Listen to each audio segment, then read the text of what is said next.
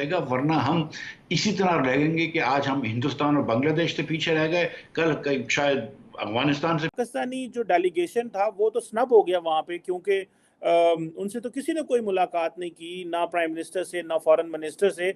लेकिन डॉक्टर जयशंकर को एक बड़ा एक्स्ट्रॉर्डिनरी डिप्लोमेटिक होना था।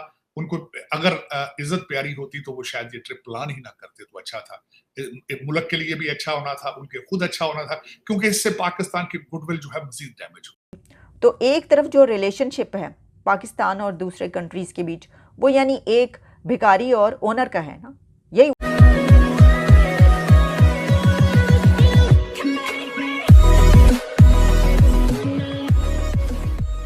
नमस्कार दोस्तों, सबसे इंटरेस्टिंग चीज़ देखने लायक ये है कि भाई जो पिछले दिनों पाकिस्तान का प्रधानमंत्री यूएन गया, उसके बाद वो अमेरिका में रुका, उसके बाद वो लंदन आया, उसके बाद सऊदी आया, उसके बाद पाकिस्तान आया, 10-12 दिनों की विजिट।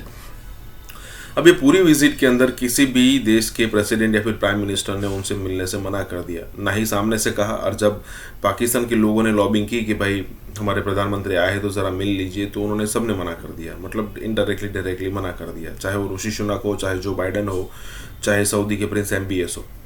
अब यहाँ पर ज़रा देखिए कि इंडिया के प्रधानमंत्री नहीं, लेकिन इंडिया के विदेश मंत्री अमेरिका जाते हैं, सब लोग उनसे मिलते हैं, मतलब लाइन में लग जाते हैं उनसे मिलने के लिए कि भाई आइए और वगैरह वगैरह, इस टाइप की सिचुएशन होती है। तो ज़रा मतलब सोचिए कि वो इंडिया के प्राइम मिनिस्टर भी नहीं, इंडिया के सिर्फ विदेश मंत्री वहाँ पर गए थे। तो कहने का मतलब ये है कि फ़र्क होता है सेल्फ रिस्पेक्ट में।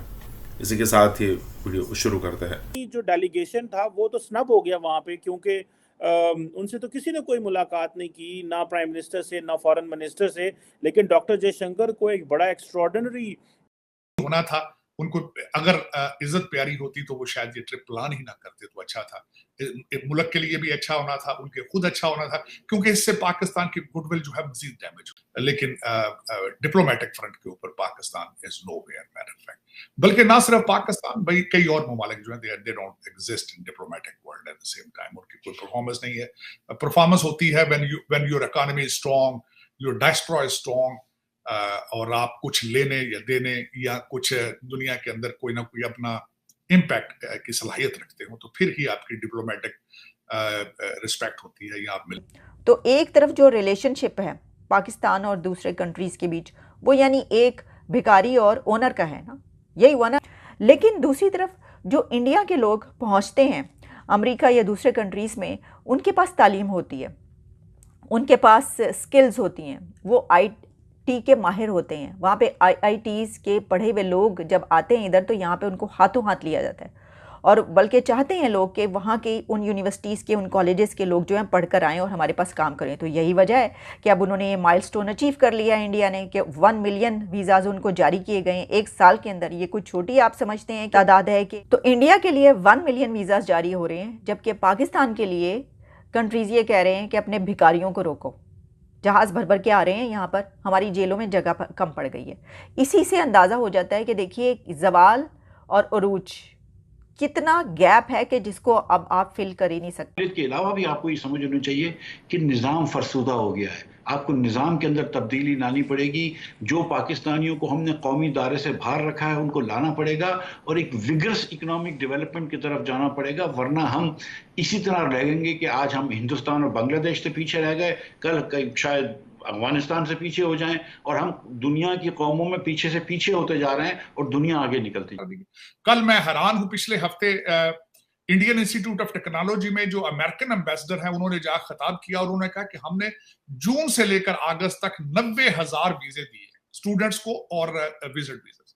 और उसमें उन्होंने ये भी बात की कि हमने विजिट वीजे का जो वेटिंग टाइम है खत्म करके 50% कर दिया वहां पे। और मैं बताना चाहूंगा कि डिप्लोमेटिक इनके रिलेशनशिप कहां तक जा रहे हैं। अहमदाबाद और बेंगलोर के अंदर नए कौंसल जनरल बिल्ड किए जा रहे हैं। उसी के वाइस वर्सा अमेरिका के 2 शहरों को पिक करके वहां पे कौंसल जनरल बनाए जा रहे हैं। तो there diplomatic relationship and bilateral relationship in between both these countries, they are at the highest possible position right now. अगर देखा जाए किसी और मुल्क के साथ मैं इतना रिसेप्शन या इतने रिलेशनशिप माजी में मैंने सिर्फ अमेरिका इजराइल के दरमियान देखे हैं, और उसके बाद मैं उसकी दूसरी मिसाल जो देख रहा हूं that is in between India and USA। और उसके बाद मेरा ख्याल है इसका कंपैरिजन बहुत अजीब होगा पाकिस्तान से करना, क्योंकि केयर टेकर गवर्नमेंट का मैंने कल भी अर्ज की थी कि इखलाकी जवाज नहीं था कि आके यहाँ पे ये एक रिकॉर्ड ब्रेकिंग पेस के साथ हमने 1 मिलियन वीज़ाज जो हैं वो जारी किए हैं इंडियंस को। जनाब देख लिया आपने। और इसमें ये है खबर, ये शाया हुई है कि 1 million US visas applications processed this year. इसमें हुआ क्या? इसमें हुआ ये कि जब 1 मिलियन फिगर पर पहुँचे वो, तो जो एम्बेसडर हैं उन्होंने ख़ुद जाकर जिन साहब का वो पासपोर्ट था उनको और उनके स्पाउस को वो पासपोर्ट पेश किया कि ये 1 मिलियन वीज़ा है जो हमारी तरफ से जारी किया गया है किसी इंडियन को। तो आप ये देखिए कि एवरी ईयर इतनी बड़ी तादाद में बिना किसी झिझक, हिचकिचाहट और धड़ल्ले से जो है इतने वीज़ाज जारी हो रहे हैं इंडिया के लिए, इंडियंस के लिए, वहाँ के लोगों के लिए अमेरिका की तरफ से।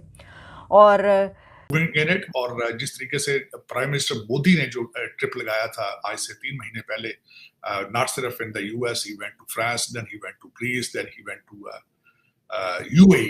तो उसमें जाके उन्होंने, जो मैं बल्कि फिंगर टिप्स पर गिन सकता हूँ, कि he not only promoted his currency, his diaspora, और उसके बाद जो सब अपना जो उनका नेटवर्किंग है, फाइनेंशियल नेटवर्किंग है उनकी, वो करते रहे हैं, सिस्टम्स को प्रमोट करते रहे हैं। उसके रिजल्ट जो आए आने वाले दिनों में आप देखेंगे कि बहुत दूर तक होंगे, मैं समझता हूँ।